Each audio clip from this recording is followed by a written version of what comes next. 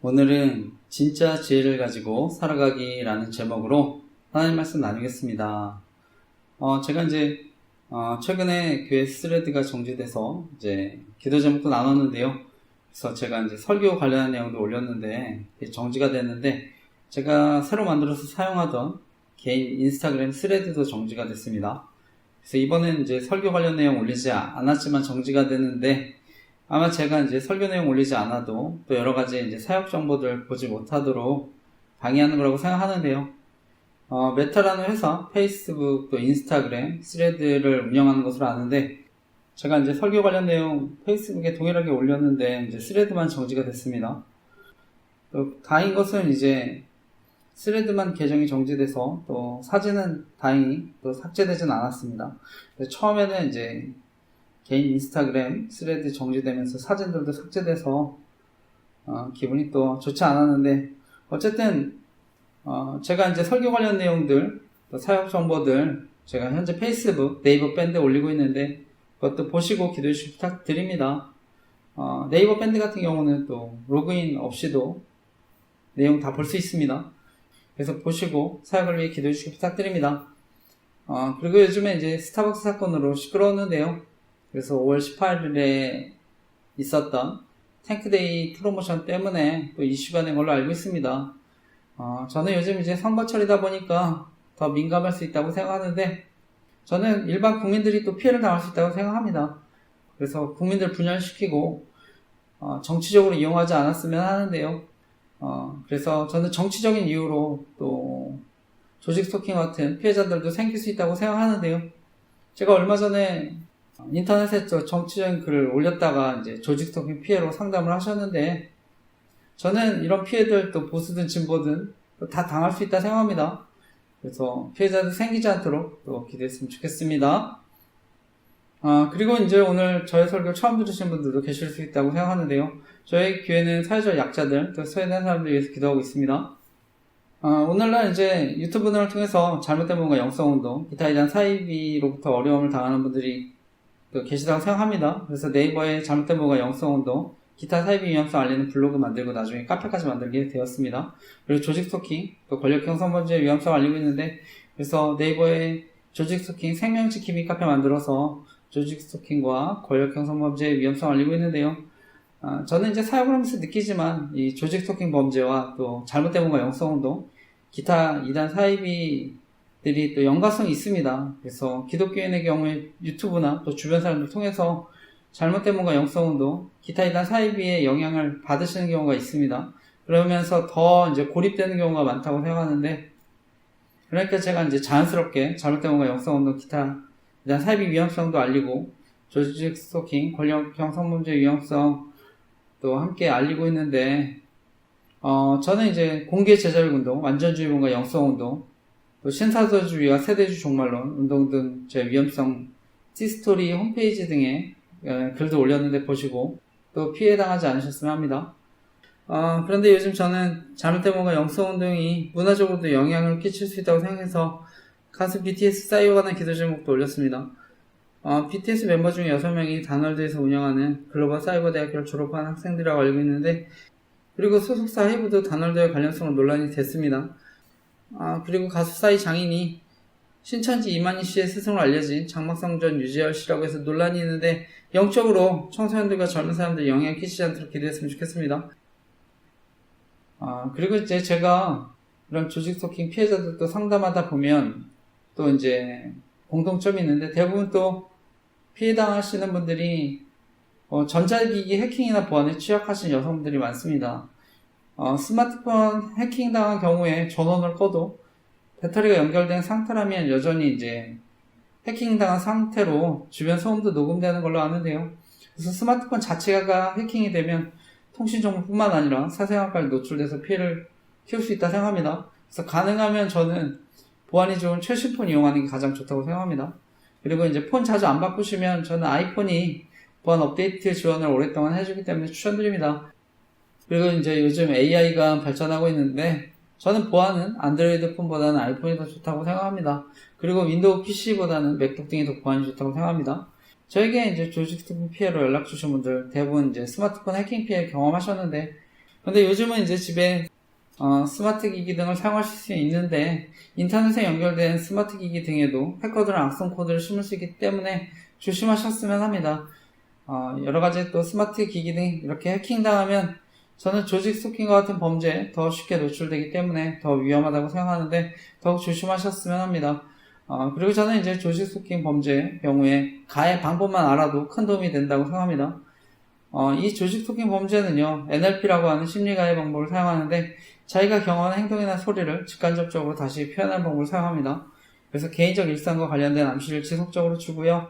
피해자가 감시당하고 있다는 것을 끊임없이 암시하거나 과시함으로써 공포심을 심어줍니다. 제 카페에 방문하시고 연락 주신 분들 가운데 NLP라고 하는 심리 가해 방법에 대해 알고 나서 큰 도움이 되셨다는 분들이 많습니다.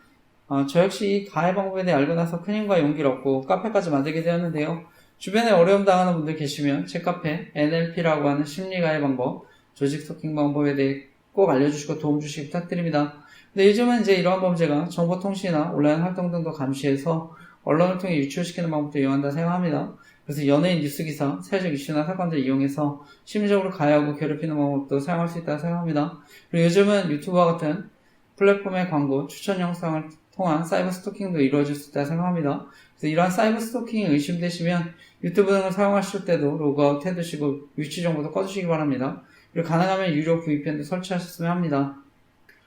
저의 경우는 유튜브 채널의 통계 추적도 당한다 생각합니다. 그래서 조회수가 오르지 않기도 하고요. 심지어 갑자기 줄어든 것을 발견하게 되는데, 그래서 관련 사진과 함께 기도 제목 올렸습니다. 그래서 사역에 방해받지 않도록 기도해주시기 부탁드립니다. 제 설교는 유튜브와 럼블이라는 사이트에 동시에 올리고 있습니다. 그래서 들어보시고 도움 받으셨으면 합니다. 저는 조직 스토킹 범죄가 자연스럽게 온라인과 오프라인 스토킹 모두 이어질 수 있기 때문에 조심해야 한다 생각하는데요. 근데 무엇보다 이런 조직 스토킹 범죄가 정말 교묘하고 진행적인 것은요, 가까운 사람들 이용해서 정보를 알아내거나 여러 가지 힘들고 곤란한 상황을 연출할 수 있는 데 있다 생각합니다. 그래서 전화나 문자로 안부를 물으면서 정보도 알아내고 약점을 찾거나 만들어서 괴롭히는 방법도 사용한다 생각하는데요. 특히 카톡이나 문자 같은 경우는 명의를 빌리면 언제든 범죄에 이용할 수 있다 생각합니다. 그래서 특별한 사건이 생기거나 어떤 장소에 가게 되면 연락하거나 문자나 카톡 등 보내면서 진행적으로 정보를 알아내거나 괴롭힐 수 있다고 생각합니다. 결국 제가 이러한 범죄를 알리는 가장 큰 이유는요, 사람들과의 관계를 파기하고 심지어 생명을 빼앗을 수 있는 심각한 범죄라서 위험성을 알리고 있습니다. 그래서 사람들 사이 신뢰를 무너뜨리고 이간질 시키는데 언론을 통해서도 이간질할 수 있다고 생각합니다. 그래서 저는 믿고 신뢰할 만한 가족, 친구, 이웃들도 이용할 수 있기 때문에 결국 피해자들이 극단적인 선택도 하게 만들 수 있다고 생각합니다. 제가 이러한 위험성 알고 극단적인 선택하지 않도록 사람의 생명을 살릴 수 있도록 조직 스토킹 생명지킴이 카페 만들어 섬기고 있는데요. 특히 우리나라는 2003년도 이후에 OECD 회원국 중에 가장 높은 자살률을 기록하고 있다고 합니다. 20년 넘게 자살 1위를 기록하고 있는데, 안타까운 것은 대한민국의 전체 인구의 12.6%에 불과한 20대의 극단적인 선택의 비율이 56.8%나 된다고 합니다. 앞으로 이러한 범죄들 사라져도 기도해주시기 부탁드립니다. 그런데 저는 목회자들도 설교를 통해서 동일하게 범죄에 가담할 수 있다고 생각합니다.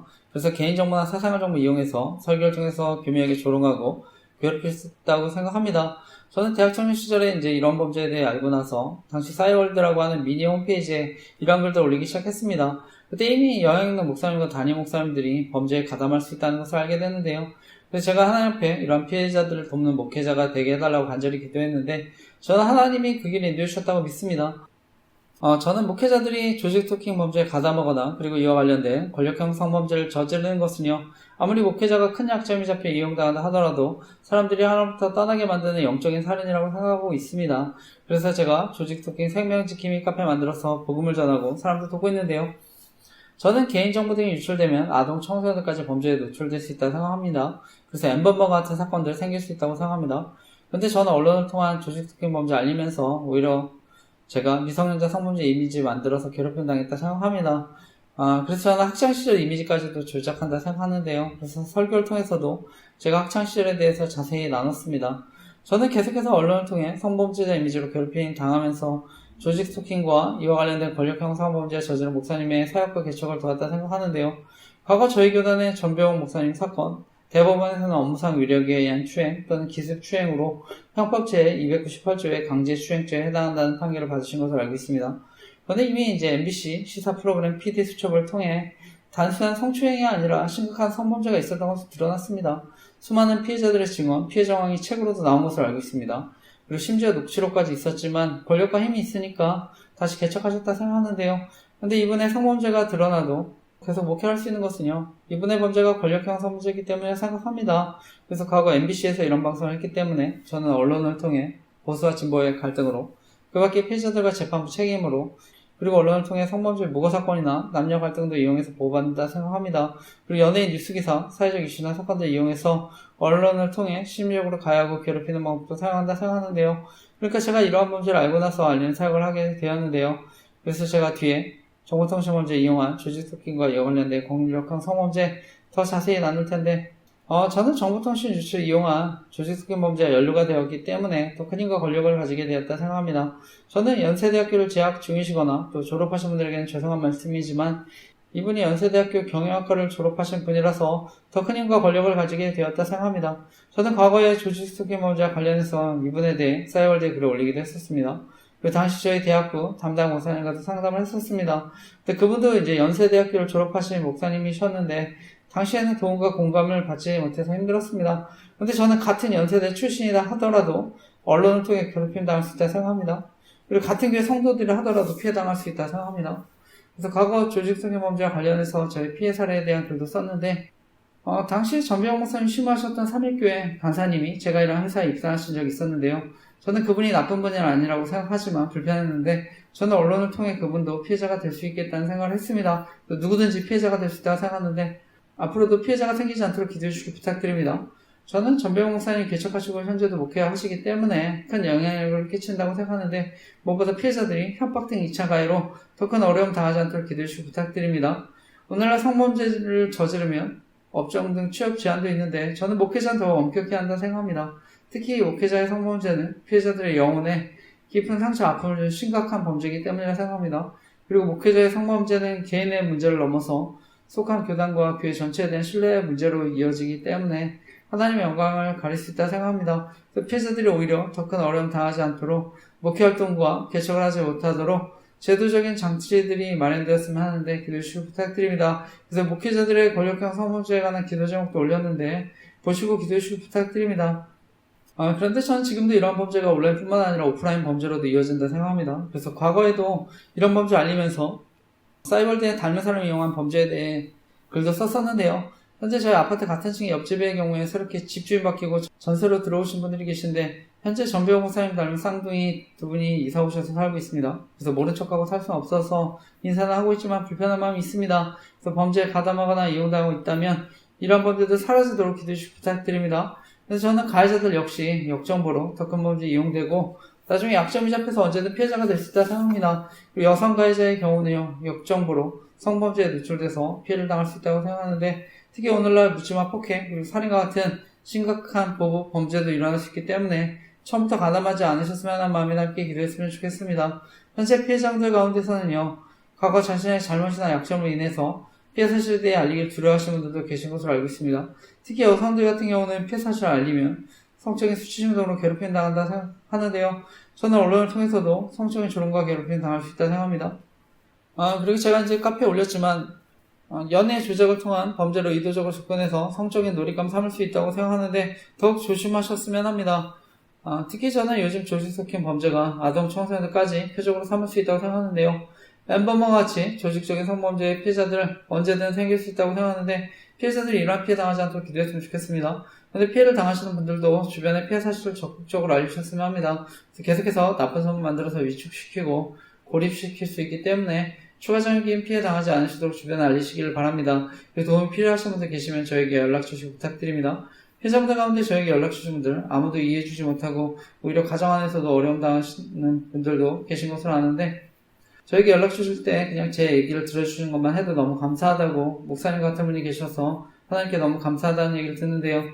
사실 저는 다른 어떤 칭찬이나 격려보다 저에게 큰 힘과 위로가 됩니다. 그래서 이들이 더 나쁜 생각하지 않도록 한 사람의 생명이라도 더 구할 수 있도록 피해자들도 없는 목회자로 부르신 것에 대해 너무 감사한데 그렇기 때문에 제가 피해자들이 여러 가지 어려움을 극단적인 선택하지 않도록 제가 이렇게 시간을 들여서 설교 전에 자세히 범죄를 알리고 있는데 사역을 위해 기도해 주시기 부탁드립니다. 근데 제가 이런 사역하면 지금도 영향 있는 목사님들 가운데 설교를 통해 사역을 방해하고 조롱하는 분들도 계시다 생각합니다. 실제로 저에게 조직적인 피해로 상담하는 분이 계셨는데 설교를 통해 피해자분 조롱하고 괴롭혔다 생각합니다. 특히 대형교회 목사님의 경우는요, 많은 분들이 설교를 듣기 때문에 훨씬 더 영향이 크다고 생각합니다. 저는 교회는 함께 웃고 함께 우는 공동체가 되어야 한다 생각하는데 피해자들이 더 큰 어려움 당하지 않도록 함께 기도해 주시기 부탁드립니다.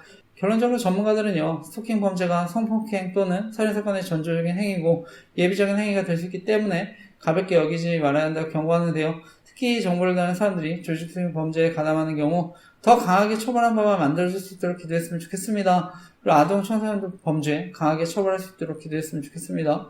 무엇보다 주변 사람들까지 큰 피해를 줄 수 있는 심각한 범죄이기 때문에 이러한 범죄들 가담하는 사람들 처벌도 받고 사라지도록 함께 기도했으면 좋겠습니다. 그래서 정말 대한민국이 안전하고 행복한 나라가 되도록 함께 기도해 주시기 부탁드립니다. 저는 이러한 심각한 범죄들이 보호받는 것 자체가 오늘날 교회를 조롱하고 복음이 전해지지 못하도록 방해하는 사단의 큰 계략이라 생각합니다. 저는 오늘날 세상의 타락은요, 결국 교회의 타락이고 저와 같은 목회자들과 영적 지도자들의 타락이라고 생각합니다. 그래서 무엇보다 목회자들과 영적 지도자들이 범죄에 가담하는 것은 사회에 더 큰 악영향을 끼친다 생각하는데 정말 이런 범죄들이 사라지도록 기도해 주시기 부탁드립니다. 그래서 무엇보다 정말 바른 복음이 전해지도록 기도해 주시기 부탁드립니다. 그 뒤에는 보안과 관련해서 그리고 제가 겪은 피해나 주변 사람들 피해 상황에 대해 추가적인 이야기도 더 자세히 나눌 텐데 피해 당하시는 분들 들어보시고 도움받으시기 바랍니다. 그리고 사역을 위해서 기도해 주시기 부탁드립니다. 현재 이제 대한민국은 주가는 많이 올랐지만 여전히 고환율로 인해 논란이 있는데 이번에 이제 환율은 1,500원도 돌파한 것으로 알고 있습니다. 저는 주가가 아무리 올라도 원화 가치가 떨어지면 문제가 될 수 있다 생각합니다. 환율이 안정되는 게 중요하다 생각하는데 수입 기업들 가계 경제에 어려움 줄 수 있다고 생각합니다. 그래서 생활물가들 올라서 어려움 당하지 않도록 함께 기도했으면 좋겠습니다. 특히 중소기업들 더 어려울 수 있다고 생각하는데 빨리 환율이 안정되도록 함께 기도했으면 좋겠습니다. 그리고 이번에 뉴스를 보니까 정부에서는 부동산을 안정시키겠다는 강력한 의지를 가진 것으로 아는데요. 근데 오히려 이제 시간이 갈수록 집값도 오르고 빈부격차가 더 커진다고 생각하는데 정말 미래 세대를 위해서 실효성 있는 정책들이 이루어졌으면 하는데 함께 기도했으면 좋겠습니다. 그리고 요즘 이제 전세 사기가 많다고 들었는데요. 돈 없는 분들 월세나 전세 대출로 살아야 되는데 제 동생 같은 경우도 서울에 이제 전세 계약했다가 건물이 대출이 안 된다고 해서 계약금 돌려받아야 하는데 주인이 또 주지 않겠다고 해서 어려움 겪고 있는데 그래서 여러 가지 사기 또 기타 문제로 어려움 당하지 않도록 기도했으면 좋겠습니다. 그리고 현재 이제 대한민국 사회를 보면 다른 어느 때보다 더 정치 사회적인 갈등이 크다고 생각합니다. 그러니까 대한민국에 45년 만에 비상기업도 있었다 생각하는데요. 저는 현재 대한민국의 위기가 지도자분들이 대한민국과 국민들을 생각하기보다는 어떻게 해서든지 권력을 차지하려고 했기 때문에 현재 많은 위기와 어려움이 왔다고 생각합니다. 그리고 저는 그 중심에 선거의 공정성에 대한 문제가 있다고 생각하는데요. 그래서 선거가 잘못되면 저는 국민이 권력을 주었다는 명목으로 독재할 수도 있다고 생각하는데 이번에 대법관 증거법도 통과되고 법 왜곡죄도 통과된 것으로 압니다. 그래서 판검사도 고소할 수 있는 세상이 됐는데 바르게는 정말 돈과 권력을 가진 사람들이 이러한 법을 악용하지 않도록 기도했으면 좋겠습니다. 그리고 이번에 이제 노란봉투법이 국회를 통과한 것으로 아는데 기업이 노조활동으로 인해서 발생하는 손해에 대해서 손해배상을 청구하는데 제한을 둔다는 법안으로 아는데요. 저는 정당한 노조활동할 수 있지만 우리 사회에 대기업이 끼치는 영향이 크기 때문에 이익집단, 또 정치집단이 이러한 법을 악용해서 기업 길들이기로 사회에 어려움 주지 않았으면 하는데 함께 기도했으면 좋겠습니다. 결론적으로 저는 대한민국에 부정선거가 있다고 하면 더 이상 국민들 두려워하지 않는다 생각합니다. 그것은 여당이나 야당이나 다 마찬가지라고 생각합니다. 그래서 결국은 국민들이 가장 큰 피해를 당할 수 있다고 생각하는데요. 저는 현재 비상기업 이후에 의회 권력이 더 공고해지고 강력해졌다 생각합니다. 그래서 저는 선거제도에 대한 근본적인 변화 없이는 대한민국의 미래는 없다 생각하는데요. 그래서 제가 교회 홈페이지 등에 대한민국에는 부정선거 없었으면 좋겠습니다라는 기도 제목 올렸습니다. 이번에 전한길 대표와 이준석 의원 표창토론 부정선거 음모론인가 내용 추가해서 교회 스토리 홈페이지에 올렸는데 유튜브 펜앤마이크 TV라는 곳에서 김희영 대표와 박주현 변호사, 이영돈 PD님도 나와서 많은 증거들을 제시했는데 모두가 보시고 사태의 심각성을 깨달으셨으면 합니다. 독일의 경우에 전자개표 해킹 위험성 알고 수작업으로 바꾼 것을 알고 있는데 저는 대한민국도 공정하고 투명하게 바뀌었으면 하는데요. 그래서 대한민국의 투표의 공정성이 회복되도록 함께 기도했으면 좋겠습니다. 저는 여당이든 야당이든 잘하는 부분도 있고 못하는 부분도 있다 생각하는데 그런데 현재 대한민국 사회를 보면 너무 양극화되었다 생각하는데, 특히 진보와 보수의 갈등으로 진영 논리가 굉장히 심하다 생각합니다. 그래서 이념이나 지역 갈등 끌어들이고 요즘은 세대와 남녀 갈등도 이용한다 생각합니다. 근데 무엇보다 국민의 안전과 생명, 정치적으로 이용되지 않았으면 하는데, 과거 우리나라는 세월호 사건이나 무한공항 참사 등을 겪었습니다. 그리고 이번에 군대는 합참에서 장성 전원과 2년 이상 근무한 중령 대령 교체한다는 기사도 봤는데, 저는 국민들의 생명과 안전 그리고 안보에 공백이 생기지 않았으면 하는 마음이 함께 기도했으면 좋겠습니다. 과거 하나님이 이스라엘 죄악 가운데 심판하실 때 공의를 행하고 진리를 구하는 한 사람을 찾으신다고 하셨는데, 바라기는 공의가 세워지고 진리가 선포되는 나라가 되도록 함께 기도했으면 좋겠습니다. 과거 영국에는요, 기독교 정치인 윌리엄 윌버퍼스의 헌신과 노력으로 노예제도가 폐지됐는데요. 저는 영국에 윌리엄 윌버퍼스와 같은 사람이 있었기 때문에 영국이 프랑스와 같이 피해혁명이 아니라 복음의 혁명이 일어난 줄 믿습니다. 바라긴 정말 대한민국에 하나님을 경외하는 지도자들이 세워지도록 함께 기도했으면 좋겠습니다. 그리고 오늘 이제 저의 설교를 처음 들으시는 분들, 저에게는 온라인 선교도 하고 있습니다. 정말 예수님 모르시는 분들이 복음을 듣고 예수님 영접하셨으면 하는 마음으로 말씀 전하고 있습니다. 특히 유튜브 재생 목록에 온 세상을 변화시킬 큰 기쁨의 좋은 소식이라는 재생 목록이 있는데, 그 중에 너는 범사일을 인정하라는 제목의 간증 설교도 나눴습니다. 제가 군생활 시절에 잠언 3장 1절에서 6절 말씀 암송하고 많은 은혜를 누렸는데요.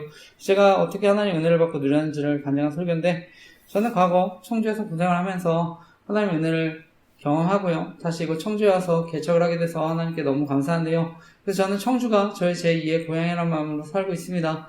저는 원래 경기도 김포가 고향인데요. 김포의 강릉김씨 집성촌에서 자랐습니다. 어릴 때 시골에 작은 지하교회에서 예수님 영접하고 이후에도 계속 신앙생활을 해왔는데, 하나님이 함께 하신다는 것을 믿지 못했습니다. 그런데 나중에 청주에서 군생활을 하면서 하나님이 함께 하신다는 것을 깊이 깨닫게 되는데요. 제가 어떻게 하나님의 은혜를 경험하게 되었는지를 나눈 특별설교인데, 예수님 모르시는 분들 꼭 설교 들어보시고 예수님 영접하셨으면 합니다. 저는 교회 다니셔도 하나님에 대한 회의와 의심 가운데 계신 분들도 말씀을 통해 위로와 회복을 경험하셨으면 하는데, 그래서 정말 누군가에게는 이런 말씀들이 삶을 변화시킬 놀라운 말씀이 될 줄 믿습니다. 그래서 저는 지금도 복음의 능력은 온 세상을 변화시킬 놀라운 큰 기쁨의 좋은 소식인 줄 믿습니다. 그리고 이제 저희 교회는 큐티, 설교 또는 묵상노트 그리고 감사일기 쓰기를 권하고 있는데, 저는 경건의 훈련이 없으면 영적인 성장도 없다고 생각합니다. 그래서 큐티를 통해 내가 직접 말씀 읽고 묵상하고 기도하고요. 또는 설교노트 또는 묵상노트를 기록하면서 그것을 삶에 적용해 보려고 노력하고, 그리고 감사일기를 통해 하나님께 영광을 돌리면서 하나님의 인도하심을 경험하는 것이 중요하다고 생각합니다. 그래서 저는 은혜를 받는 것도 중요하지만 그 은혜를 늘 간직하고 풍성하게 누리는 것이 더 중요하다고 생각하는데요. 그래서 하나님과의 깊은 교제를 통해 무엇보다 복음의 능력을 더 깊이 경험한 은혜 있으시기를 간절히 기도하고 축복합니다. 무엇보다 하나님과의 교제가 의무가 아니라 정말 그 자체로 기쁨이 되시기를 간절히 기도하고 축복합니다. 저는 힘들었던 군생활 시절에 특별히 중보기도 모임을 통해 많은 은혜를 누렸는데요. 그 이외에도 계속 중보기도를 통해서 많은 은혜를 누리고 지금도 목사님들과 중보기도 모임을 하고 있는데요. 어쨌든 제대하고 나서 그 2003년도 여름에 수련회에서 예수님 인격적으로 만나 변화된 삶을 살게 되었다 생각합니다. 그리고 그동안 힘들고 어려웠던 시절에도 하나님이 저를 붙드시고 인도하신 것이 믿어지니까 저에게 의미 없는 하루가 단 하루도 없다는 것을 알게 됐습니다. 그래서 그때부터 지금까지 밀렸을 때도 있지만 하루도 빠지지 않고 감사일기를 써고 있는데, 저는 좋은 일에 대해서도 감사하지만 저의 부족함과 연약함을 발견할 때도 감사하고 있습니다. 그래서 지금까지 많은 은혜를 누리고 있는데요.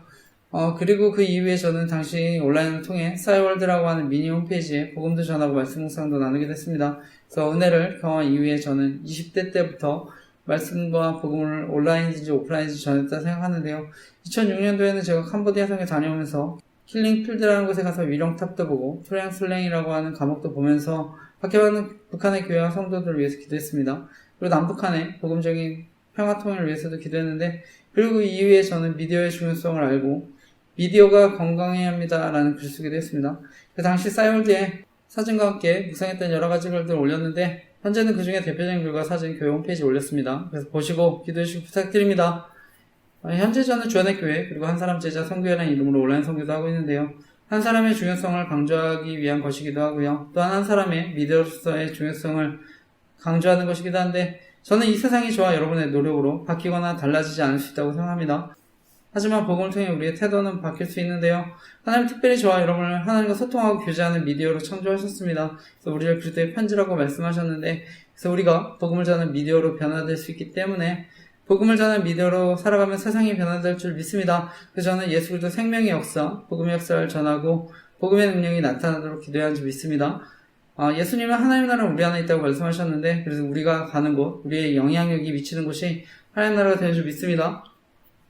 어쨌든 하나님은 그 이후에도 계속해서 저를 사용하셔서 미디어 사역의 열매를 맺게 해주신 줄 믿습니다. 저는 현재 유튜브와 럼블에 주일 설교 올리고 페이스북, 네이버 밴드 그리고 스레드 등에 매주 주일 설교 관련한 내용도 올렸는데 이번에 스레드도 정지됐는데 페이스북, 네이버 밴드 내용 확인하셔서 보셨으면 합니다. 네이버 밴드는 로그인 없이도 볼 수 있습니다. 저는 특히 이단의 위험성에 대해서 많이 알려졌지만 잘못된 뭔가 영성운동의 위험성에 대해서는 잘 모를 수 있다고 생각해서 위험성을 알리고 있습니다. 조직 토킹과 같은 범죄에 이용될 수 있기 때문에 위험성을 알리고 있는데요. 특히 저는 판교에 있는 김양재 목사님이 심하신 우리들 교회, 대표적으로 큐티 세미나를 통해 공개 죄자백 훈련을 하고 있는 교회라서 위험성을 알리고 있습니다. 잘못된 영성운동의 경우에는요, 명백하게 이단이라고 하기는 어려운 부분이 있는데 그래서 오히려 더 위험할 수 있다고 생각합니다.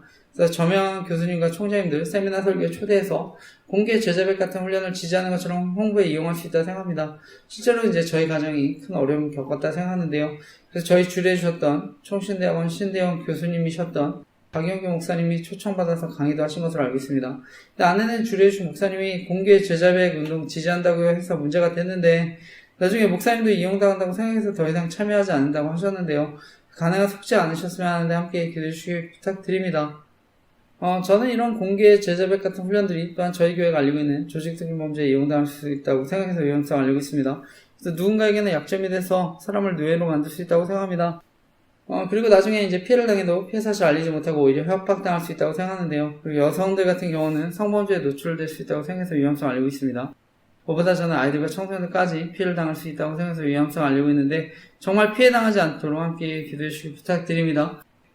현재 저희 가정의 경우에 아내가 우리들 교회 청주 지역 여성 모임에 참여하면서 갈증을 빚고 있는데 원래 아내가 청년 때 유성 목사님이 심호하셨던 선한목자교회에 다녔습니다.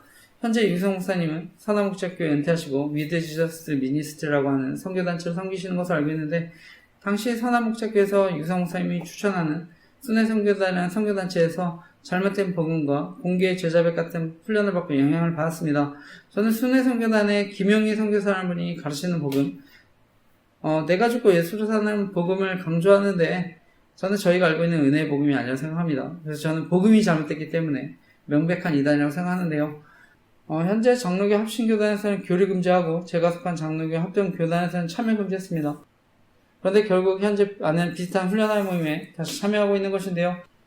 저는 보통 이단에 한번 빠지셨던 분들 동일한 복음을 가르치거나 비슷한 훈련하는 교회에 더 빠지게 된다 생각합니다. 그리고 이런 잘못된 복음과 영성운동이 결국 사람들에게 신앙적으로 완전하지 못하는 죄의식과 두려움을 갖게 만들어서 계속 자신들 따르게 만드는 거라고 생각합니다. 그래서 자신들이 가르치는 복음과 훈련만이 이러한 죄의식과 두려움 해결해 줄 수 있는 것처럼 속이고 신격화 교조화 시킬 수 있다고 생각하는데요. 결국 이것은 율법주의 복음과 사람들을 속이는 거라 생각합니다. 그래서 위험할 수 있다고 생각해서 완전주의 복음과 영성운동의 위험성을 알리고 있습니다. 그리고 그 밖에 잘못된 뭔가 영성운동의 위험성을 알리고 있는데요. 저는 순회성교단의 김용희 선교사라는 분이 가르치는 복음, 내가 죽고 예수로 사는 복음을 유성 목사님도 동일하게 가르친다 생각합니다. 동일하게 위험할 수 있다고 생각하는데요. 실제로 유성 목사님이 가르치는 복음과 영성운동이 저희 가정에 큰 어려움을 끼쳤다 생각하는데 결혼하고 나서 알게 됐지만 아내가 가족들에게 공개 제자백 하면서 복음을 전해서 큰 문제를 일으켰던 것을 알게 됐습니다. 처음에 장인어른하고 장모님 앞에서 공개 제자백하고 장모님은 다른 가족들에게 하지 말라고 했지만 나중에 처남과 처제 앞에서도 공개 제자백하면서 복음을 전한 것으로 알고 있는데요. 결혼하고 나서는 장인어른은 큰 부자셨는데 히말라야 등반하시다가 고산 증세로 안타깝게 돌아가시게 됐습니다. 그러니까 이제 상속을 결정해야 할 때가 있었는데 처남은 모든 재산을 갖고 싶다고 하고 장모님은 아내와 처제에게 상속을 포기하라고 설득했는데요. 아내가 장녀고 처남은 아내보다 6살 어렸습니다. 아내는 갑자기 상속 포기하는 게 하나님 뜻이라고 해서 저는 당황했는데요.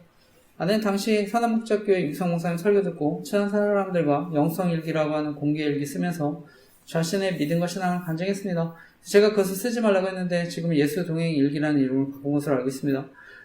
처남이 장모님도 살아계신데 장모님 이용해서 모든 재산을 달라고 하는 게 성경적이지 않다고 생각하고 나중에 문제가 될 수 있겠다고 생각했습니다. 그리고 결국 처남은 장모님 모시겠다고 했지만 결국 모든 것을 다 상속받고 현재 따로 나와 살고 있는 것으로 아는데요. 그리고 아내는 우리들께 소개받고 자신을 이해하고 위로받을 수 있는 훈련과 공동체에 더 빠지게 되었다 생각합니다. 그런데 당시 저는 아내가 유성 목사님에게 종교적인 가스라이팅 당했다 생각합니다. 그런데 저 개인적으로도 신대영어서 사역할 때 조직적인 스토킹도 경험하고 그분이 저를 거짓 선지자인 것처럼 설교를 통해서 괴롭혔다 생각합니다. 그런데 저는 오히려 그분이 잘못된 뭔가 영성운동을 가르친다고 생각했는데요. 어쨌든 현재 아내는 공개 제자백하는 우리들교회 소개받고 계속 갈등이 있는데 아내가 저도 우리들교회 모임에 계속 끌어들이려고 했었습니다. 그래서 함께 훈련받아야 가정에 산다고 하면서 강제로 1년 6개월 별거당하기도 하고요. 그리고 나중에 저를 정신병원에 강제 입원시키려고도 했습니다. 그리고 강제 입원시키기 위해 우리들교회 모임에서 기도를 부탁한 것을 알게 됐습니다. 그래서 제가 직접 찾아가서 얘기도 했는데 아내 편을 들고 조롱당했다 생각합니다. 그런데 나중에 이제 정신병원에 강제 입원시키려고 했던 게 처남과 장모님 계획이었다는 것을 알게 됐는데요. 그리고 당시 처남의 경제적인 지원도 있었던 것으로 알고 있습니다. 근데 아내도 계속해서 조직 스토킹 피해자들 돕지 못하도록 정신과 치료받자고 괴롭혔는데 심리적으로 가해하기 위해 이해할 수 없는 행동들에서 힘들고 괴로울 때가 있었습니다. 저는 당시 아내도 범죄에 가담할 수 있겠다는 생각을 해서 우리교회 공개 제자백 훈련이 조직 스토킹 같은 범죄에 될 수 있겠다는 생각을 해서 간절히 기도했습니다. 그래서 저는 기본적으로 아내가 분별력과 판단력 떨어진다 생각합니다. 이미 종합심리검사로도 나타났는데요. 어쨌든 저는 사역도 계속 방해받고 도저히 이대로는 안 되겠다 생각해서 소송을 해서라도 정리하려고 했었는데 근데 아내가 주례해준 목사님 앞에서 미안하다고 하고 우리들교회 모임 정리하겠다고 약속해서 다시 사게 됐는데 근데 거짓말한 걸 알게 됐습니다. 그래서 제가 별거 중에 소송까지 하니까 너무 힘들어서 결국 우리들교회 모임 정리하겠다고 한 건데 제가 소송도 취소하고 이제 어려움 없어지니까 현재 아내는 이런 상황 이용해서 계속 우리들교회 모임 참여해야 한다 생각합니다. 그리고 우리들 교회에서도 아내에게 계속 연락해서 끌어들여야 한다 생각하는데요. 주례해주셨던 박영규 목사님은 아내가 너무 힘들다고 연락하니까 결국 아내에게 합의한 내용은 다르지만 우리들 교회 목장 모임에 참여한다 하더라도 관여하지 않겠다 얘기하신 것을 아는데요. 그러고 나서 아내는 점점 더 마음대로 행동한다 생각합니다. 이미 주일 예배는 같이 드린 지 오래됐고요. 어떤 때 대놓고 집에서 우리들 교회 설교 틀어놓고 있어서 당황하기도 했는데요. 그러다 이번에 우리들 교회 큐티에서 큐티쇼를 벌였는데 이후에 크게 싸웠습니다. 그리고 화해한다는 했는데 여전히 계속 자신은 우리들 교회 모임 나가겠다고 해서 답답했는데요. 그런데 이제 공개 제자백 훈련뿐만 아니라 유튜브에 보면 신사도주의 세대주의 종말론 운동하는 선교단체에도 빠졌던 적이 있습니다. 데이비드 차 선교사 캄 선교회에서 훈련하는 성경 공부했는데 그래서 그때도 아내가 몰래 이제 성경 공부하다가 걸려서 제가 책을 벌었습니다. 그 이후에 제가 신사도주의와 세대주의 종말론 위험성을 알리는 글도 써서 홈페이지도 올렸는데 어쨌든 만약 제가 공개 제자백 훈련이 정말 성경적이고 좋은 훈련이면 아마 저희 교회도 적극적으로 추천했을 거라 생각합니다. 그래서 지금도 많은 목사님들 우려하는 훈련이고요. 저도 신앙 양심상 앞으로 문제가 될 수 있다는 것을 알기 때문에 결코 추천할 수 없는 훈련인데요. 우리가 성령의 감동과 필요에 의해서 물론 죄를 고백할 수 있다고 생각합니다. 하지만 어디까지나 특별한 상황인데 요즘 이단들은요 진리의 일부를 전부인 것처럼 통일다 생각합니다. 그래서 영성운동도 마찬가지로 생각합니다. 과거 논란이 됐던 전두환 대통령 손자 전원 씨가 공개적으로 자신의 죄를 자백해서 문제가 됐는데 그 아버지 전재홍 씨가 제가 계속 알리고 있는 아내와 관련한 판결에는 김양재 목사님이 심호하시는 우리들 교회 전도사님이었습니다. 저는 어떤 정치적 문제와 이해관계를 떠나서 가정과 사회의 문제에 일으킬 수 있다고 생각합니다. 저는 무엇보다 저희 아이가 아내에게 신앙적으로 영향을 받을 수 있기 때문에 그것이 가장 큰 걱정이라서 기도하고 있습니다. 그리고 아내가 학원에서 아이들을 가르치는데 영향을 끼칠 수 있다고 생각해서 기도하고요. 주변 사람들도 아내에게 우리들교회 소개받고 피해 당하지 않으셨으면 하는 마음을 알리고 기도하고 있습니다. 잘못된 뭔가 영성운동의 위험성 알리는 블로그 만들고요. 나중에 피해자 카페까지 만들게 되었습니다. 제가 이어가려는 자세한 내용들 저희 홈페이지 카페 저희 가정과 교회 피해 사례 정리해서 올렸는데 읽어보시고 기도 부탁드립니다. 현재 아내는 학창시절 받았던 상처로 인한 관계의 결핍과 가족들로부터 인정하지 못했던 인정에 대한 욕구로 말씀보다는 사람을 더 의지하는 신앙생활을 한다고 생각합니다. 그래서 지금도 계속해서 자신의 믿음과 신앙을 인정해준 사람들과 교제하려 한다 생각하는데요. 현재 아내가 매주 상담센터에서 상담하는데 저희 교단 아니고 장로교 통합주 교회 권사님과 상담합니다. 저도 그분 만나고 있지만 제가 느끼기에 그냥 상담하고 싶으니까 들어주는 거지 바른 조언은 안 한다고 생각합니다. 이번에 상담받고 와서 우리들 교회 모임 계속 나가겠다고 해서 답답했는데요. 그리고 아내와 오랫동안 알고 지냈던 휠체어 타시는 멘토 목사님 계신데 그분도 저희 교단 아닌데 이런 분들이 계속 자신을 지지해 준다고 하는데 정말 주변에 좋은 교제권 주시도록 기도해 주시고 부탁드립니다. 그리고 아내가 조직폭행 범죄와 관련해서 가담하거나 이용당하고 있다면 이 문제도 해결해 주시도록 기도해 주시기 부탁드립니다. 저는 이런 피해를 겪는 당사자들이나 가족들, 그리고 사랑하는 이웃들 아니면 정말 그 고통 이해하기 어렵다 생각합니다. 그래서 저는 저희 가정같이 어려움 당하는 분들, 그리고 기타 이단 사이비로부터 피해당하는 분들, 조직 스토킹 피해로 어려움 당하는 분들 연락 주시면 제가 피해 사례 함께 게시해드리고 기도하겠습니다.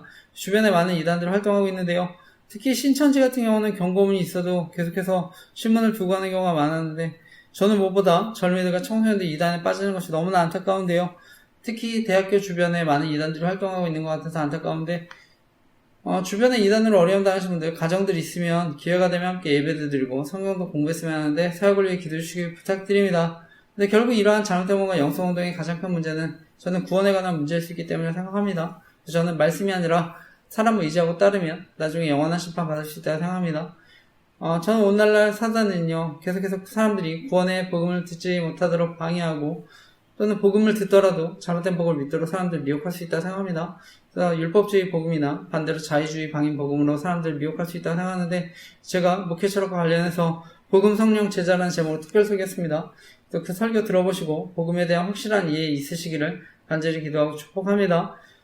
그리고 이번에 저희 장로교 합동 110회 총회에서 사랑 침례교회 정동수 목사님을 이단으로 규정한 것으로 알고 있습니다. 그분은 킹 제임스 성경원이 진리인 것처럼 주장해서 문제가 됐는데요. 저는 요즘 이단들이 진리의 일부를 전부인 것처럼 속여서 미혹한다고 생각합니다.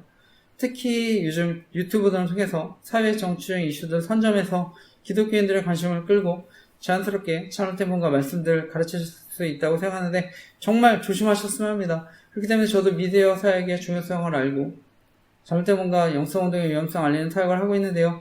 그래서 공개의 제자운동, 안전주의본과 영성운동, 신사도주의 세도주의 종말론, 그리고 WEA 운동 등의 위험성에 대해서 알리고 기도하고 있습니다. 그래서 사역을 위해 기도해 주시기 부탁드립니다.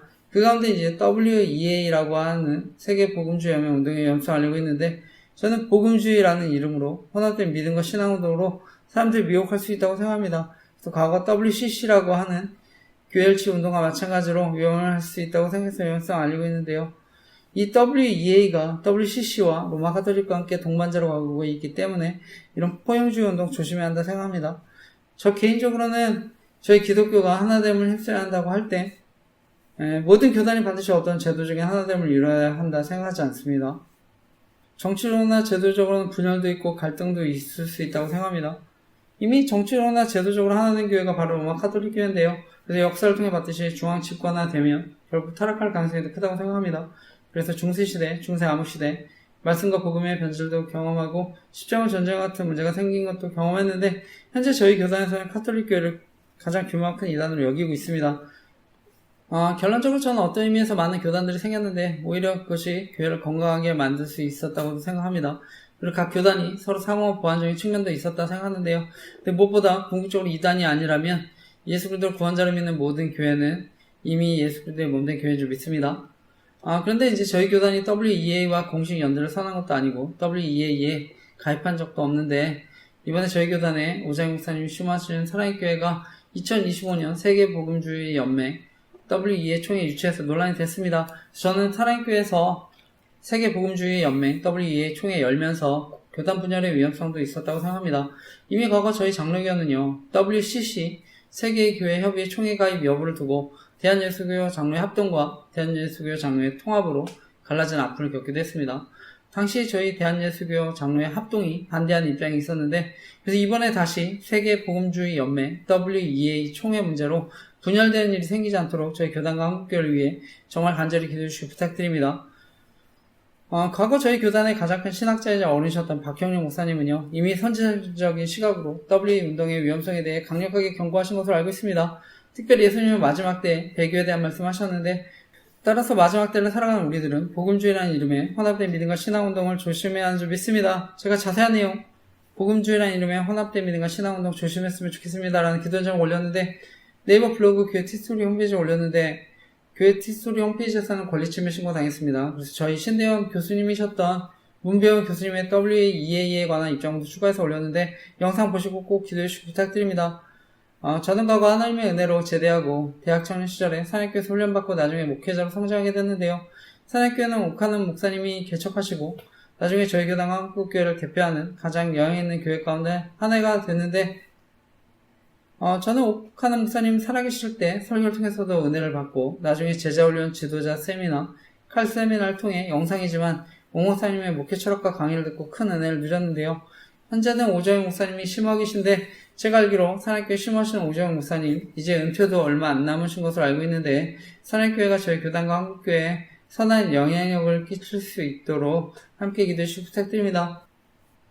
저는 현재 대한민국에 많은 정치, 경제, 사회적 혼란들이 있지만 궁극적으로는 영적인 혼란이라고 생각합니다. 그래서 교회가 먼저 똑바로 주님만 바라보도록 함께 기도했으면 좋겠습니다. 그래서 하나님이 통치하시고 인도해 주시도록 함께 기도했으면 좋겠습니다. 그럼 저는 하나님께서 대한민국의 정치, 경제, 사회적인 문제들도 해결해 주실 줄 믿습니다. 그리고 요즘 이제 통신사, 통신정보 유출에 대한 논란들이 있었는데 저는 저희 조직 스토킹 카페에 통신사 직원부터 해커까지 개인정보 처리자들 곳곳에 섭외해놓고 이른바 심부름센터 불법 혼신소를 운영해온 일당이 경찰에 붙잡혔다는 기사 올렸습니다. 조사 결과 이들은요, 개인정보를 1차적으로 확보할 수 있는 통신사 직원, 구청에서 근무한 사회복무 요원, 해커 등을 섭외해서 개인정보 등을 알아냈다고 하는데, 저는 현재 KT 사용하고 있는데 통신정보 등이 유출되면 누구든지 범죄의 표적이 될 수 있다고 생각합니다. 저희 딸 사진 필요하다고 해서 증명사진을 카카오톡으로 보냈었는데 저는 유출돼서 이용당했었다 생각합니다. 저는 저희 노예 목사님들 카카오톡 단통판 유출당해서 조롱당했다 생각하는데 저희 딸과 수영에 같이 갔는데 언론을 통해 유출돼서 조롱당했다 생각합니다. 저는 이런 개인정보들 유출되면 아동 청소년까지 범죄에 노출될 수 있다 생각합니다. 저는 저희 교회가 알고 있는 조직 스토킹 범죄에 이용당할 수 있다고 생각해서 혈떡공지에 통신사와 개인정보를 다룬 사람들에 관한 기도 제목을 올렸습니다. 특히 주변 사람도 큰 피해를 줄 수 있기 때문에 정말 이러한 범죄에 사라지도록 함께 기도해 주시기 부탁드립니다. 모두 아동 청소년 범죄에 가담하는 사람들 강력하게 처벌받았으면 하는데 기도해 주시기 부탁드립니다. 이번에 카카오톡은 15년 만에 대대적인 개편을 한 것으로 알고 있는데 그래서 보안 취약점들이 개선돼서 앞으로 국민 메신저에 신뢰를 받았으면 합니다. 그 밖에 스마트폰 해킹 등의 피해로 어려움 당하는 분들 계시면 피해 당하지 않으셨으면 하는데 저 개인적으로는 이런 통신정보 유출에 따른 조직 스토킹 피해들 생길 수 있다 보니까 가능한 보안이 좋은 메신저 앱도 사용하고 있습니다. 젊은 사람들은 인스타그램, DM메시지도 많이 이용하고 텔레그램도 많이 이용하는 것으로 알고 있는데 저 개인적으로는 시그널이라는 앱이 보안이 좋다고 해서 추천드리고 있습니다. 통화나 문자 다 이용할 수 있습니다. 그래서 통신정보 등의 유출로 피해당하신 분들 계시면 이용해 보셨으면 합니다. 그리고 조직 스토킹 피해자분들 연락하실 수 있도록 시그널로 보안 링크 만들어서 알리고 있습니다. 그리고 텔레그램 링크도 있는데 피해당하시는 분들 계시면 이용해보시고 연락주시 부탁드립니다. 저는 오늘날 돈과 권력을 가진 사람들이 자신의 기득권을 지키기 위해 저지른 범죄가 이런 조직 스토킹 범죄라 생각합니다. 그리고 여기에 이익집단, 정치집단, 그리고 이단들도 마찬가지라 생각합니다. 권력과 힘이 있으면 이러한 사적 제재 범죄가 일어날 수 있다고 생각합니다. 그리고 언론을 통한 교묘한 딥페이크 범죄가 일어날 수 있다고 생각하는데요. 그래서 언론을 통해 사람들을 속이고 선동할 수 있다고 생각하는데요. 저의 경우에 뭐 할 수만 있으면 설교나 사역 정보 알아내서 자신들의 이익과 정치인 공작에 이용하려 한다 생각합니다. 그리고 조직 스토킹 범죄에 가담하는 목사님들도 마찬가지라 생각하는데요. 그래서 설교를 준비할 때나 올릴 때, 그리고 교회 티스토리 홈페이지 등에 접속할 때도 이용당했었다 생각해서 조심하고요. 주보에 설교에 관한 정보도 이용당했었다 생각해서 조심하고 있습니다. 그리고 설교 영상도 토요일에 올리고 있습니다. 결론적으로 이제 설교를 토요일에 올리게 된 것은 감사하게 생각하고 있습니다. 하나님이 어떻게 인도해 주시는지를 돌아볼 수 있어서 너무 감사한데 어쨌든 저는 지금도 제가 이 자리에 설교하지만 제 설교에 엿들을 수 있으면 언제든 이용당할 수 있다고 생각합니다. 교회가 지하긴 하지만 사무실이나 자무실에 있으면 옆에 생활소음 다 들립니다. 그리고 요즘에 기술도 발달했기 때문에 엿들을 수 있으면 정보 이용할 수 있다고 생각하는데 어쨌든 그럼에도 이용당하지 않도록 최대한 조심하고 있는데 사역에 방해받지 않도록 기도해 주시기 부탁드립니다. 그리고 제가 그 밖에도 여러 가지 기도 제목 나누고 있는데요. 요즘에는 부정선거 의혹에 대해 알리니까 정치인들 이용해서 조롱한다 생각합니다. 저는 이미 저희 돌아가신 어머니 이미지까지도 방송을 통해 조롱하고 있다고 생각하고요. 그래서 나는 솔로라는 연예 프로그램 PD나 제작진들 범죄에 가담할 수 있다고 생각합니다. 그리고 외할아버지는 지리산에서 특수부대 교관이셨고 야당 국회의원으로도 출마하셨던 것으로 아는데 정치적으로 이용했다고 생각합니다. 그리고 가까운 친구, 이웃들도 피해당한 사람들도 있었다 생각하는데요. 대표적으로 전청조 사건 이용해서 괴롭혔다 생각합니다. 돌아가신 저희 장인 어른 사건도 정치적으로 이용했다 생각합니다. 장인 어른의 경우에는요, 히말라야 등반하시다가 고산 증세로 안타깝게 돌아가셨는데 정치적으로 이용했다고 생각합니다. 그래서 저는 누구든지 피해자가 될 수 있다고 생각하는데 제가 이와 관련한 기도 제목도 다음 홈페이지에 올렸습니다. 그래서 저뿐 아니라 저희 가족, 가까운 사람들도 어려움 당하지 않도록 기도해 주시기 부탁드립니다. 그리고 그 밖에 저희 교회를 방문하시거나 예배 드신 분들, 그리고 연락 주신 분들도 신상 알아서 괴롭힐 수 있다고 생각하는데 어려움 당하지 않도록 기도해 주시기 부탁드립니다. 다시 한번 말씀드리지만 정말 이런 문제들 사라져서 대한민국이 안전하고 행복한 나라가 되도록 기도해 주시기 부탁드립니다. 오늘도 이제 지난주에 이어서 고린도전서 말씀 나눕니다. 바울은 이제 고린도 교회가 분열된 이유, 십자가가 아닌 다른 것들로 자랑하려는 마음 때문이었다고 하는데, 그래서 십자가의 도가 하나님의 능력이라고 하고 십자가를 자랑해야 한다고 하는 것인데요. 그리고 하나님은 전도라는 하나님의 지혜에 대해서 사람들은 미련한 것으로 여기지만 하나님 이것으로 사람들을 구원하기 기뻐하신다고 얘기합니다. 특히 전도는요, 하나님 사랑의 초대입니다. 그래서 저와 여러분의 부족한 입술을 통해서 복음이 전해지기를 원하시는데, 저는 이것이 하나님의 지혜와 능력인 줄 믿습니다. 그래서 바울도 이것을 강조하는데, 그래서 겸손한 마음으로 십자가와 예수님만을 자랑해야 한다고 강조하는데, 그리고 오늘 이어지는 말씀입니다. 오늘 말씀의 제목은요, 진짜 지혜를 가지고 살아가기라는 제목으로 하나님 말씀 나누려고 하는데, 오늘도 말씀을 통해 하나님이 저와 여러분 교훈하시고 이번 주도 말씀 붙잡고 살아갈 때 하나님의 사랑과 인도하심을 경험하는 저와 여러분 되시기를 간절히 기도하고 축복합니다. 그리고 저는 이제 새로 믿은 분들이나 교회를 오래 다니셔도 말씀에 대해 어려워하실 수 있는 분들 계실 수 있다고 생각하는데, 성경이 어렵게 느껴지시는 분들 다른 버전의 쉬운 성경도 읽으셨으면 합니다. 그래서 말씀을 통해 더 깊은 은혜 누리시기를 간절히 기도하고 축복합니다. 오늘 제가 여러분과 나누고 싶은 핵심적인 교훈은요, 진짜 지혜를 가지고 살아가는 사람은 세상의 지혜, 유혹, 그리고 사람들의 평가에 휘둘리지 않고 묵묵히 진리의 길을 걸어간다고 하는 것입니다. 지난주 바울은요, 겸손한 마음으로 예수님만 자랑해야 한다고 강조하는데, 그리고 이제 바울은 오늘 말씀에 복음을 전할 때 화려한 말이나 인간적인 지혜에 의존하지 않는다는 것을 강조합니다. 오늘 고린도전서 2장 1절에서 5절 말씀입니다. 다시 한번 읽어보겠습니다. 읽겠습니다. 시작. 형제들아, 내가 너희에게 나아가 하나님의 증거를 전할 때에 말과 지혜의 아름다운 것으로 아니하였나니, 내가 너희 중에서 예수 그리스도와 그가 십자가에 못 박히신 것 외에는 아무것도 알지 아니하기로 작정하였음이라. 내가 너희 가운데 거할 때에 약하고 두려워하고 심히 떨었노라. 내 말과 내 전도함이 설득력 있는 지혜의 말로 하지 아니하고 다만 성령의 나타나심과 능력으로 하여 너희 믿음이 사람의 지혜에 있지 아니하고 다만 하나님의 능력에 있게 하려 하였노라. 아멘. 바울은요, 복음을 전할 때 화려한 말, 인간적인 지혜에 의존하지 않는다고 강조합니다. 그래서 예수 그리스도 십자가에 못 박히신 것 외에는 아무것도 알지 않기로 결심했다고 하는데, 고린도 지역도 아테네와 마찬가지로 그리스 문화권입니다. 그래서 이것도 이제 철학과 여러 가지 수사학, 웅변 이런 것들이 발달했습니다. 그러니까 이제 바울도 이곳에서 복음을 전할 때 또 그렇게 할 수 있는데, 자신의 어떤 지혜, 웅변수를 의지하지 않겠다고 하는 것입니다.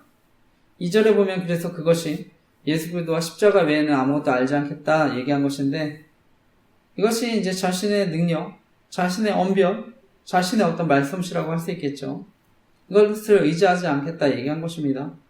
그렇다고 해서 바울이 어떤 전하는 데 있어서 이런 반법론에 대해서 완전히 무시하는 것은 아니라고 생각합니다. 그렇다고 자신의 지식을 완전히 무시하는 것도 아니고요. 성경에 보면 바울은 자신의 어떤 지식을 잘 활용합니다. 그리고 이제 청중의 눈높이에 맞춰서 또 정말 탁월하게 설명하는데요. 그러니까 이제 바울은 결국 증거하고 복음을 전할 때 자신이 이것도 사용하지만 저는 결국 자신을 의지하지 않겠다 얘기한 것인 줄 믿습니다. 그래서 오직 십자가 복음을 의지해서 하나님의 은혜에 의지해서 전하겠다고 하는 것인데, 그리고 그것이 이제 저는 복음 앞에 결국 겸손한 태도로 나타나는 줄 믿습니다. 그러니까 이어진 말씀을 보면은요, 바울은 내가 여러분에게 갔을 때 나는 약하였고 두려웠으며 몹시 떨었다고 얘기하는데요. 결국 자신이 전하는 복음의 가치에 비해서 자신이 부족하다는 것을 알았기 때문에 저는 이렇게 겸손하게 나아간 줄 믿습니다. 그런데 베드로도 마찬가지였습니다. 베드로전서 3장 1절에 보면 이렇게 권면합니다. 복음을 전할 때 이렇게 권면합니다. 너희 마음의 글들을 주로 삼아 거룩하게 하고 너희 속에 있는 소망에 관한 이유를 묻는 자에게 대답할 것을 항상 또 예비하되 온유와 두려움으로 하고 이렇게 얘기합니다. 온유와 두려움으로 했다고 얘기합니다. 그러니까 베드로든 바울이든 복음 전할 때 결국 두려움과 떨림 속에서 전한 줄 믿습니다. 저는 이것이 어떤 복음과 어떤 사명의 본질을 아는 사람의 모습이라고 믿습니다. 바울은요, 자신이 전하는 복음, 정말 한 영혼에게 영원한 생명을 줄 수 있다는 것을 알았기 때문에 또 이것이 전해지지 않을 때 영원한 심판, 멸망을 가져오는 것을 알았기 때문에 저는 또 그런 마음을 가진 줄 믿습니다. 저는 잘못된 뭔가 영성운동의 위험성을 알고 있습니다. 그래서 저는 궁극적으로 정말 복음이 잘못 전해지면 어떤 지도자를 또 잘못 따라가면 영원한 심판 받을 수 있기 때문에 정말 조심해야 한다고 생각합니다. 그래서 이 복음으로 인해서 정말 누군가의 운명이 바뀔 수 있기 때문에 정말 두려움과 떨림으로 또 전해야 한다고 생각하는데, 바울이 만약에 계속 자신의 철학과 논리만을 의지했다면요, 더 똑똑한 사람, 더 논리적인 사람이 나타나서 다른 주장 펼치면 흔들리고 무너질 수 있지 않습니까? 그러니까 바울은 정말 겸손하게 저는 성령을 의지한 줄 믿습니다. 자신의 힘을 빼고 성령만을 의지하며 또 복음을 전한 줄 믿습니다. 콘서트장에 가면은요, 소름 돋는 감동을 느끼는 순간들이 있습니다. 그 가운데 하나가 바로 이제 다 함께 부르는 떼창이라고 하는 순간인데요.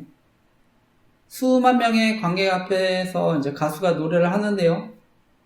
가수는 이제 마음만 먹으면 공연이 끝날 때까지 자기 목소리만으로 그 공연장을 가득 채울 수 있습니다. 그런데 콘서트의 하이라이트가 되면 가수가 갑자기 이제 노래를 멈춥니다. 그리고 자신의 마이크를 관객석을 향해서 높이 치켜드는데요. 그때 이제 가수의 목소리가 완전히 사라지고 그 고요한 순간, 그 찰나의 순간에 수만 명의 관객들의 목소리가 거대한 파도처럼 그 공연장을 이제 메꿉니다. 그러니까 이제 모두가 그 순간에 또 하나 되는 놀라운 기적의 공간으로 바뀌는데요.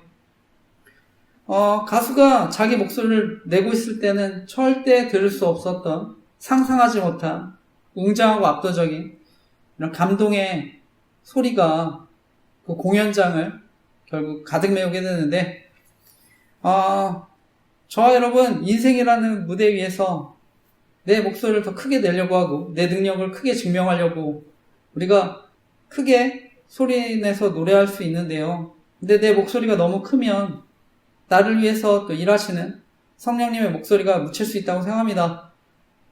오늘 바울 결국 자신의 마이크를 내려놓았다고 생각합니다.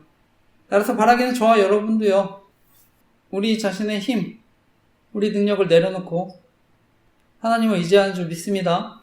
그러면 내 능력 이상으로 우리가 도저히 연출할 수 없었던 성령님의 압도적인 은혜를 경험하게 되는 줄 믿습니다. 저도 마찬가지지만 이제 전도를 하려고 하다 보면은요, 또 노력했는데 또 잘 안 될 때가 있는데, 저는 여전히 하나님이 저와 여러분 통해 우리의 지혜와 능력이 아니라 또 하나님의 능력을 의지하게 또 하려고 하는 것인 줄 믿습니다. 예수님께서도 제자들 파송하실 때 어떤 수단이나 방법, 테크닉을 가르치지 않으셨습니다. 주신 것이 능력입니다. 하나님의 권세. 오직 성령이 너희에게 임하시면 너희가 권능을 받고 예루살렘과 온 유대와 사마리아와 땅끝까지 이르러 내 증인이 되리라 하시니라. 아멘.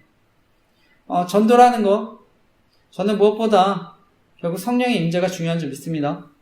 우리가 복음의 진리를 깨닫고 우리가 하나님의 은혜를 경험하고 전하는 것이 또 중요한 줄 믿습니다. 성령 하나님이 우리 안에 가득 채워지도록 성령의 충만함을 경험하는 것이 중요한 줄 믿습니다.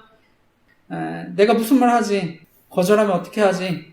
또 우리가 전도할 때 두려운 마음도 있는데 무엇보다 성령님이 내 안에 가득 채워지도록 함께 또 기도했으면 좋겠습니다. 그래서 바라기는 성령의 충만함을 통해 우리 복음 증거의 역사가 나타나도록, 놀라운 구원의 역사가 나타나도록 함께 기도했으면 좋겠습니다. 형제들아, 내가 너희에게 알게 하노니 내가 전한 복음이 사람의 뜻을 따라 된 것이 아니라 이는 내가 사람에게 받은 것도 아니요 배운 것도 아니요 오직 예수 그리스도의 계시로 말미암은 것이라. 형제들아, 내가 너희에게 알게 하노니 내가 전한 복음이 사람의 뜻을 따라 된 것이 아니라 이는 내가 사람에게서 받은 것도 아니요 배운 것도 아니요 오직 예수 그리스도의 계시로 말미암은 것이라. 아멘. 갈라디아서 1장 11, 12절 말씀이었습니다. 결국 복음을 깨닫고 믿게 되는 것은요, 철저한 하나님의 은혜입니다. 이것이 또 하나님의 계시로 되는 줄 믿습니다. 바로 영적인 눈이 열려서 예수를 구원자로 알아보게 되는 은혜가 있어야 할 줄 믿습니다. 바라기는 정말 우리 사랑하는 주변 사람들에게 이러한 은혜들이 열리도록 함께 기도했으면 좋겠습니다. 그리고 이제 이어지는 말씀은요, 하나님의 비밀스러운 지혜에 대한 말씀인데요. 바로 십자가 복음의 은혜입니다. 그 하나님의 지혜에 대한 말씀, 고린도전서 2장 6절에서 9절 말씀도 이어서 계속 읽어보겠습니다. 시작. 그러나 우리가 온전한 자들 중에서 지혜를 말하노니 이는 이 세상의 지혜가 아니요 또 이 세상에서 없어질 통치자들의 지혜도 아니요 오직 은밀한 가운데 있는 하나님의 지혜를 말하는 것으로서 곧 감추어졌던 것인데 하나님이 우리의 영광을 위하여 만세 전에 미리 정하신 것이라. 이 지혜는 이 세대의 통치자들이 한 사람도 알지 못하였나니 만일 알았더라면 영광의 주를 십자가에 못 박지 아니하였으리라. 기록된 바 하나님이 자기를 사랑하는 자들을 위하여 예비하신 모든 것은 눈으로 보지 못하고 귀로 듣지 못하고 사람의 마음으로 생각하지도 못하였다 함과 같으니라. 아멘. 이제 이어질 말씀, 하나님의 비밀스러운 지혜에 대해서 얘기합니다. 바로 십자가입니다. 오랫동안 감추어졌다가 드러난 십자가 사건. 제가 이제 지난주에 더 자세히 나누는데요. 성령으로 깨달을 수 있는 지혜라고 얘기하는 것입니다. 우리가 이제 라디오 주파수를 맞추지 않습니까? 아무리 이제 좋은 방송이 흘러나와도 제대로 맞추지 못하면 잡음이 들리는데요. 저는 우리가 하나님과의 주파수, 영적인 주파수가 맞아야 복음의 은혜 또 드러나는 줄 믿습니다. 그래서 또 성령의 지혜의 목소리를 듣게 되는 줄 믿습니다. 제가 이제 십자가 지혜에서 얘기하지만 오늘날 살아가다 보면은요, 세상의 지혜들이 있습니다. 오늘 본문에는 이제 또 통치자의 지혜라고도 하는데요. 저는 어떻게 보면 세상에 영향을 미치는 모든 사람의 지혜를 또 포함한다 생각합니다. 그래서 우리 세상의 지혜와 하나님의 지혜는 또 다를 수 있는데요. 세상에서는요, 승리하려면 강해야 한다고 얘기합니다. 성공하려면 남보다 위에 서야 한다 얘기하는데요. 그런데 성경에서 말하는 지혜는요, 높아지려면 낮아져야 한다고 얘기하고요. 섬겨야 하는 자가 되어야 한다고 얘기합니다. 마가복음 10장 43, 44절 말씀입니다. 너희 중에 그렇지 아니할지니 너희 중에 누구든지 크고자 하는 자는 너희를 섬기는 자가 되고 너희 중에 누구든지 으뜸이 되고자 하는 자는 모든 사람의 종이 되어야 하리라. 아멘. 마찬가지로 성경은요, 오히려 우리가 약할 때 또 강함이 될 수 있다고 얘기합니다. 그 말씀 고린도후서 12장 9절 말씀입니다. 내게 이르시기를 내 은혜가 내게 족하도다. 이는 내 능력이 약한 데서 온전하여 짐이라 하시니라. 이러므로 도리어 크게 기뻐함으로 나의 여러 약한 것들에 대하여 자랑하리니 이는 그리스도의 능력으로 내게 머물게 하려 함이라. 아멘. 말씀하는데요. 이처럼요, 하나님의 지혜는요, 우리가 철저히 약해지고 무력해질 때 그때 우리 성령님께서 일하실 수 있기 때문에 우리가 더 강해진다고 얘기하는 것입니다. 세상은요, 우리에게 여러 가지 또 지혜도 알려주죠. 돈을 버는 기술, 처세술, 트렌드, 세상에 있는 여러 가지 지혜들을 알려줄 수 있는데, 오늘 바울은 하나님의 지혜를 따라야 한다고 강조합니다. 이것은요, 저와 여러분 취업과 진로든지 연애나 결혼, 또 자녀 교육이나 미래, 여기 하나님 지혜를 따라야 한다고 하는 줄 믿습니다. 성령의 인도하심을 따라야 한다고 하는 줄 믿습니다. 결국 오늘 말씀은요, 통치자들의 지혜, 세상의 지혜 의지하지 말라고 하는 것입니다. 물론 세상의 지혜도 정말 대단합니다. 그래서 지금까지 과학을 발전시켰고요, 인간의 수명을 늘리고 또 삶을 편안하게 만들었습니다. 근데 이것은 이제 우리가 살아가는 동안 잠깐 도움을 줄 수 있습니다. 하지만 우리 인생의 어떤 본질적인 문제, 영혼의 문제는 해결해주지 못하는데요. 우리 인간의 가장 본질적인 문제, 나는 어디서 와서 왜 살고 어디로 가는지, 이런 존재의 문제에 대해서는 답을 해주지 못합니다. 죽음 넘어 영혼의 문제에 대한 해결책은 주지 못합니다. 우리 영혼의 갈증의 문제 해결해주지 못합니다. 내 성령을 통해 우리가 그것이 계시되었을 때, 우리의 영적인 눈이 열렸을 때 비로소 우리의 영혼의 문제들이 다 해결됩니다. 그리고 세상이 알지 못하는 평안을 경험합니다. 그런데 이제 성경은요, 단순히 이제 우리가 죽어서 가는 영혼의 문제, 이것만을 얘기하지는 않습니다. 모든 삶의 영역을 관통하는 어떤 인생의 전체적인 가이드 역할도 해주시는데요. 그래서 이 세상에서 더 풍요롭고 행복한 삶을 살기 위해서 우리가 지혜를 또 찾지 않습니까? 주식, 부동산, 또 최신 트렌드, 커리어들 관리하는 거, 건강 정보들 찾아보는데, 그래서 인터넷도 찾고 책도 찾고 강의도 들어보는데, 저는 진짜 성경에 그 밖에 참된 행복의 비결, 인생 성경의 비결이 성경에 담겨 있는 줄 믿습니다. 그래서 다가올 세상도 마찬가지지만 이 땅에서 우리가 진정한 행복과 기쁨을 누리게 되는 줄 믿습니다. 그래서 바라기는 수많은 정보의 홍수 속에, 소음 속에 정말 말씀을 통해 성령님의 음성에 우리가 귀 기울여 살아가는 은혜 있으시기를 간절히 기도하고 축복합니다. 말씀을 통해 진짜 지혜를 얻고 살아가는 저와 여러분 되시기를 간절히 기도하고 축복합니다. 오늘 말씀, 마지막 말씀인데요. 결론적으로 하나님의 지혜, 세상 사람들의 지혜로는 알 수 없다고 얘기하는 것입니다. 결국 오늘 마지막도요, 성령으로만 깨달을 수 있다고 얘기하는 것입니다. 오늘 마지막 10절에서 16절까지의 말씀, 마지막 말씀도 같이 읽어보겠습니다. 읽겠습니다. 시작. 오직 하나님이 성령으로 이것을 우리에게 보이셨으니 성령은 모든 것, 곧 하나님의 깊은 것까지도 통달하시느니라. 사람의 일을 사람의 속에 있는 영 외에 누가 알리요? 이와 같이 하나님의 일도 하나님의 영 외에는 아무도 알지 못하느니라. 우리가 세상의 영을 받지 아니하고 오직 하나님께로부터 온 영을 받았으니 이는 우리로 하여금 하나님께서 우리에게 은혜로 주신 것들을 알게 하려 하심이라. 우리가 이것을 말하거니와 사람의 지혜가 가르친 말로 아니하고 오직 성령께서 가르치신 것으로 하니 영적인 일은 영적인 것으로 분별하느니라. 육에 속한 사람은 하나님의 성령의 일들을 받지 아니하나니 이는 그것들이 그에게는 어리석게 보임이요 또 그는 그것들을 알 수도 없나니 그러한 일은 영적으로 분별되기 때문이라.